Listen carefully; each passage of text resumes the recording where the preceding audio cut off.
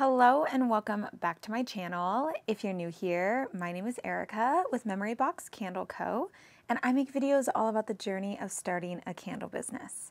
And today's video is actually going to be probably a three-part series. I think I'm going to break this up into three different parts. So Chris is actually the one in our candle business who makes all of the candles, and he had recorded a ton of footage of him making the candles. So I thought I would take this opportunity to really break down the entire part of the candle making process. And I know that I have made videos like this before in the past, but I know that I do have a lot of new viewers to my channel, and not a lot of times that those videos are either recommended or, watched by everybody. So I like to always put out content like this because, things can change and adjust, and it's always nice to hear kind of a refresher of information if you already have heard this information before. So the first thing that we do when we make candles is we figure out not only what we're needing to make, but also figuring out which sizes of the jars that we're needing. So all of this is actually wholesale orders. So this is all fair orders for us.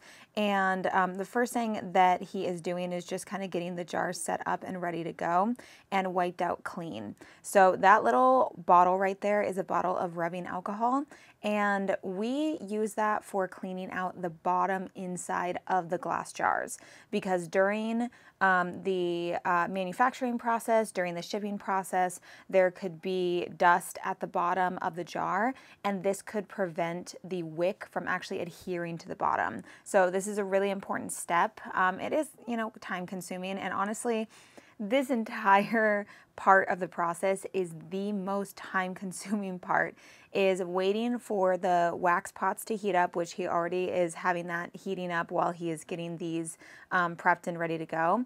But it's actually the prepping process of the jars. And if you make candles, especially if you have made candles in bulk before, or just, more than one candle at a time for an order, then you know and understand that the whole candle making process is actually really based on the foundation of the prepping process.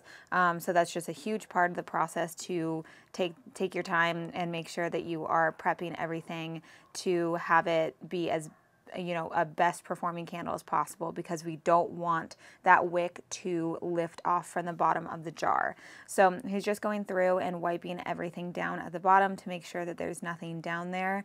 And as you can see in the back, we do have the 7-ounce candles that we have added to not only our website for our everyday collection line, but also for our wholesale. And those have done pretty well for wholesale. I've still found that the matte black vessels, so the matte black 10-ounce candles that you're seeing right there, the Cali jars, and the tins, the matte black tins, are actually the most popular ones that we sell on our wholesale platform, but also those 7-ounce jars, which are the 9-ounce straight set of jars. Those are the ones that are actually doing pretty good more recently as well. So now Chris is just going through and wicking all of these jars, and I know I get a lot of questions on this wicking device. So this is a custom-made device. I don't think that it's available for purchase. I think that you have to ask the Etsy seller if they are able to make a device for you. I honestly don't know if he is making them right now, but I have kind of worked hand in hand with him for years now, and I've always recommended his products in all of my Make Candles With Me videos. So I know a lot of you guys have gone over and supported him as well and purchased things from there, which is really cool. But it just makes the process a lot easier. So again, I've mentioned this before in previous videos, but efficiency is something that is extremely important during any kind of handmade business, just because we are spending a lot of time making the product. So the less time that we actually spend on the product and making the product, the more profit that we can get, because we can make more candles in a shorter amount of time, which is just, you know, more of a profit when you look at it from a pricing perspective. So now he's just going through and wicking these 9-ounce straight-sided jars, which are 7-ounce candles. Now the little device that he is using, this is again from that Etsy shop, and I will have that linked in a pinned comment down below because I know I always again have questions on that. And it's just a little wicking device. It's really nice because it allows you to have a very good sturdy hold on the wick, because wicks are very flimsy. So if you can have a really sturdy hold on it, then you can try to get as close to the center as possible. And I gotta say, I know that Chris is doing the making right here, but when it comes to trying to find the middle, I mean, it's really just doing the absolute best that you can. When you're working with a single wick like that, there are definitely ways that you can get it, you know, directly in the center. I know there's devices that you can actually put down in the glass jar to make it so that every single time you're getting it perfectly exactly in the middle. But I, again, am very much all about efficiency, and I know Chris is as well, even more so than me, to be honest. I mean, he is really gone above and beyond with so many different aspects of the candle making process, way more than I ever did. But when it comes to, you know, trying to get the middle, it's just doing the best that you can, just doing the best that you can to try to get it in the middle as, you know, as much as possible. And then again, when you're putting the cotter pins on top or any kind of holder that you're using to hold the wicks in place, that is also an important step to try to, you know, get it in the middle as much as possible.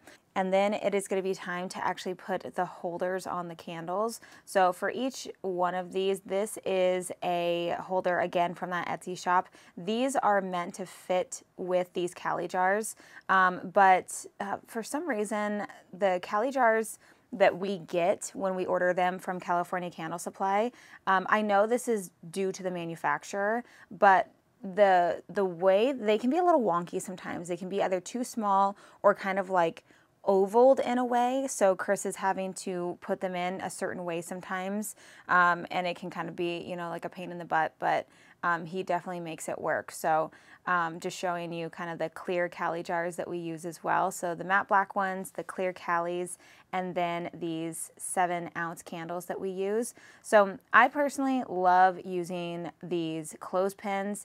It is so nice to just kind of pull it taut like that and then close it on itself, and it holds it in place. I think that's what I love so much about it, is that it holds it in place. It's really easy and quick to do, and these clothespins are super cheap as well. They're just regular clothespins. I think I got a bunch, like a couple hundred from Amazon or something like that. And then this table we actually got from IKEA. So originally this was a shipping table, but after the move into the bedroom and all that, we decided to change things up. And Chris thought that this would be a really good pouring table because you can fit a lot of candles on there at once. And because we use the piston funnel to actually pour the candles, we can have the candles that close together. And it allows him, because he's very tall, to be able to stand up straight and pour the candles without, you know, having to bend over so much on a small table.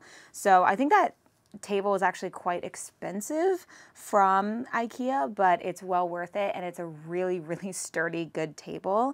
And then now the last and final step of the pouring, or I'm sorry, of the prepping process is the fragrance oils. So I always recommend during any kind of session of candle making in bulk to get your fragrance oils ready to go before you're actually pouring your candles. It's going to make it so much easier to, during the process, you're grabbing and going with the fragrance oils, and it's all ready to go in the quantities that you need for however many you're making. And that way you're not having to stop and pour the fragrance oils and measure it out before you make the next batch of candles. And again, it's just all about batch work. It's all about efficiency in the best way that you possibly can, and getting everything set up and ready to go.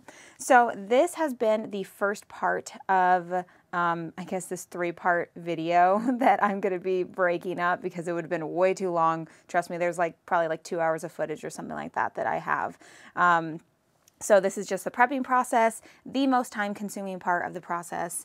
And then in the next video is going to be the actual pouring process as well.